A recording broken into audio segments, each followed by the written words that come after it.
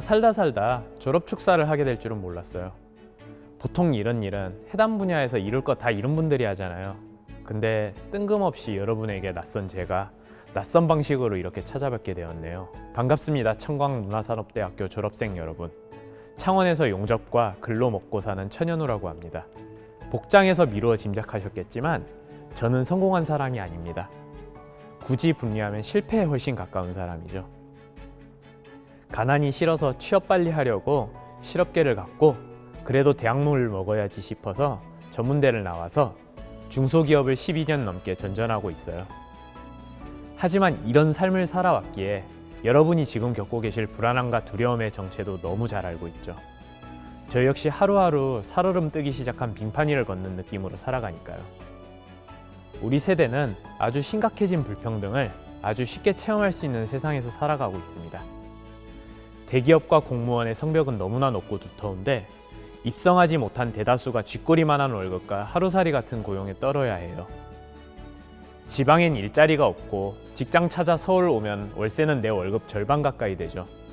갚지 못한 대학 등록금은 두고두고 우릴 괴롭힐 테고요. 우리는 이렇게나 힘든데 정작 SNS 보면 대다수가 행복하고 자기 삶을 멀쩡하게 잘 살아내는 것처럼 보여요. 현실에 거의 없는 예쁘장한 남녀들끼리 맨날 맛있는 음식과 멋들어진 여행 사진을 올려요. 대학 서열을 매기고 연봉을 자랑하며 외제차 키와 통장 잔액을 인증하죠. 이렇듯 행복은 평범한 사람들이 갇힌 울타리 바깥에 전시되어 있어요. 그럼 우리는 어떻게 행복을 찾아야 할까요? 노력해서 남들보다 성공하면 될까요? 아니면 평생 금수저들 욕하면서 정신승리만 하면 될까요? 제가 보기엔 둘 다 비효율적인 방법 같아요. 둘 다 결국 타인과 비교하는 방식에서 벗어나질 못하잖아요. 비교는 위안거리까진 될 수 있어요. 하지만 그것만으로 행복까지 닿을 순 없어요. 행복은 우선 자신을 사랑하지 않으면 싹이 트질 않거든요. 그럼 어떻게 해야 자신을 사랑할 수 있을까요?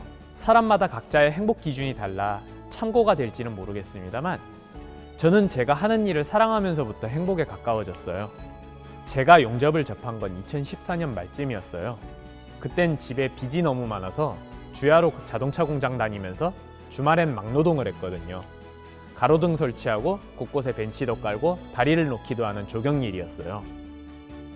주말마다 포터 몰고 절 데리러 온 아저씨가 있었는데요. 이분이 용접을 참 잘했어요. 용접은 배우면 어디든 도움이 된다고 해서 옆에서 종종 구경하곤 했죠. 용접면 처음 써보니까 진짜 아무것도 안 보여요. 그 상태로 눈앞에 용접이 시작되니 맨눈으로는 못 보던 빛 안쪽이 보입니다. 주홍빛 샘물이 팔자를 그리는 손놀림에 맞춰서 왼편에서 오른편으로 옮겨가요.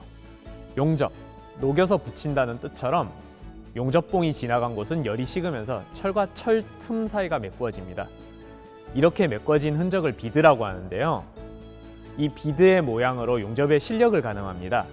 좌우 간격이 똑바를수록 푹 꺼졌거나 위로 볼록하지 않을수록 눈으로 봤을 때 예쁠수록 좋은 용접인 셈이죠. 잘된 용접은 금속판 위에 그린 그림이라고 해도 과언이 아닙니다. 저는 이 일이 아주 근사하다고 생각했어요. 일단 결과물이 바로바로 눈에 보이잖아요. 내가 제대로 하고 있나? 의심할 필요가 없는 거죠. 글 쓰다 보면 사실 이런 점이 참 답답했거든요. 나름 잘 썼답시고 탈구하고 내보면은 반응이 시큰둥해요. 이런 일 몇 번 하다 보면은 원고에 집중을 못해요. 용접은 근데 그렇지가 않았어요. 눈앞에 있는 일에만 온전히 제 정신을 쏟아부을 수가 있었거든요. 용접의 생명인 비드는 운봉이라는 손기술에서 판가름이 나요. 운봉은 용접이 최대한 예쁘게 나올 수 있도록 샘물을 퍼뜨려주는 기술이에요. 용접의 목적, 각 금속마다 다 다른 속성, 금속의 두께와 간격, 위아래 수직 수평 같은 방향까지 이 모든 변수를 감안해 움직임을 조절하죠. 인류 용접사의 운봉 기술은 시계장인들의 그 섬세한 손짓과 궤를 다 같이 합니다. 특히 민감한 금속은 과장 없이 0.1초 차이로 쇳물이 덜 녹아서 용접이 안 되거나 과열로 인해 철판에 구멍이 뚫려요. 이런 재료는 용접하기가 진짜 피곤해요. 장갑 집어던지고 욕도 하고 한숨도 쉬죠. 그런데 동시에 막 호승심이 생겨요. 여러분들은 혹시 어려운 게임에 도전하신 적 있나요? 이미 70% 정도 블록이 차 있는 테트리스 같은 것들요. 하다 보면 정말 짜증나지만 깨고 싶은 욕망도 생기잖아요. 제겐 용접은 그런 어려운 게임이었던 셈이에요. 제가 용접만큼 좋아하는 일이 바로 글쓰기입니다. 청강대 여러분은 창작을 업으로 삼는 분들이 굉장히 많죠? 전 31년간 단 한 번도 창작가로서 성공을 경험한 적이 없어요. 어릴 때 상 몇 번 타고 유료연재에 잠깐 성공하면서 몇 번의 국지전에서 승리하긴 했지만 딱 그 정도였어요. 웹소설 공모전에서 계속 납방했고 몇 번이나 등단의 높은 문 앞에서 좌절했죠. 대중성 있는 글을 써서 돈이라도 잘 버는 것도 아니에요. 제 글쓰기 능력은 먹고 살 수 있을 정도에 언제나 못 미쳤어요. 이렇게 실패를 거듭할 때마다 현실, 재능, 노력, 좌절 따위의 단어가 쌓여가지고 꿈의 천장을 내려앉혔죠. 결국 글로 돈 벌기를 포기했지만 일기랑 소설은 꾸준히 썼어요. 글쓰기를 끝끝내 놓을 수 없었던 이유는 제가 그나마 잘하는 일이 이거 하나였거든요. 그렇게 글을 계속 써나가다가 우연찮은 계기로 신문에 칼럼 지면도 없고 제가 몇 번이나 공모전 낙방한 출판사에서 먼저 책 내자고 제의도 받았어요. 다 내려놓고서 한참 지나서의 기회가 찾아온 셈이죠. 그때 깨달았어요. 좋아서 하는 일에 타인을 신경 쓸 필요가 없다는 것. 묵묵하게 좋아하는 일만 하다 보면은 반드시 기회가 온다는 걸요. 타인과의 비교는 이를테면 간식 같은 거예요. 먹으면 맛있을 수도 속이 더부룩할 수도 있지만 애초에 안 먹어도 그만이라는 거죠. 오히려 남들 눈치만 너무 신경 쓰면 자의식에 비만이 와요. 제 경우 인터넷을 통해서 여러 작가들과 친해졌어요. 그 중에서 가장 안타까웠던 부류가 바로 이 자의식 비만에 걸린 분들이었어요. 외부 평가에 너무 신경 쓰다 보니 자존감이 많이 떨어져 있었던 거예요. 사람은 선풀 100개보다 악플 하나에 훨씬 민감하니까요. 이분들은 떨어진 자존감을 다른 작품을 냉소하고 깔아뭉개며 비난하면서 채우려고 했어요. 창작물의 급을 나누는 데 익숙해져서 본질에 집중하지를 못했어요. 그러다 최후엔 돈도 안 되는 글쓰기 따윈 하지 말걸 하면서 펜을 꺾어버렸어요. 개 중엔 저보다 실력이 훨씬 뛰어났던 분들도 계셨는데 참 안타까운 일이죠. 물론 창작이 정말 외로운 일임은 잘 압니다. 어두컴컴한 길의 출발선에서 자기 두 발로 종점까지 달려가야 해요. 의지할 곳이 없으니 타인의 시선을 빌리고 싶은 욕구가 치밀죠. 그럴 때일수록 근데 단호해져야 합니다. 기본에 충실해야 해요. 습작을 계속 만들고 성공한 작품을 분석하면서 꾸준히 자신을 갱신해 나가는 거죠. 다만 기술에만 너무 몰두해서도 안 돼요. 학교에서 배운 기술만 계속 파고들어선 한계가 있어요. 요즘은 컨텐츠의 시대잖아요. 컨텐츠가 없으면은 말짱 도루묵이에요. 물론 수십 년 넘게 한 분야에 몰두한 장인들의 기술은 그 자체로도 컨텐츠가 됩니다만 아직 젊은 우리는 장인들의 기술을 단숨에 따라잡을 수가 없습니다. 자신만의 컨텐츠를 구축할 필요가 있다는 소리예요. 저는 의도하지는 않았는데 글 쓰는 용접공으로 작은 유명세를 얻어서 방송과 라디오에 나오게 됐습니다. 공장 노동을 글로 녹여낼 수 있는 사람이 아무도 없었기 때문이죠.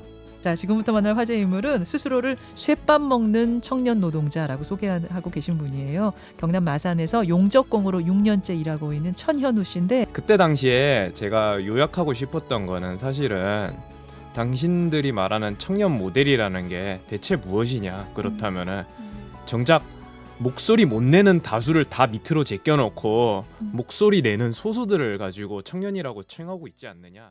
이 얘기를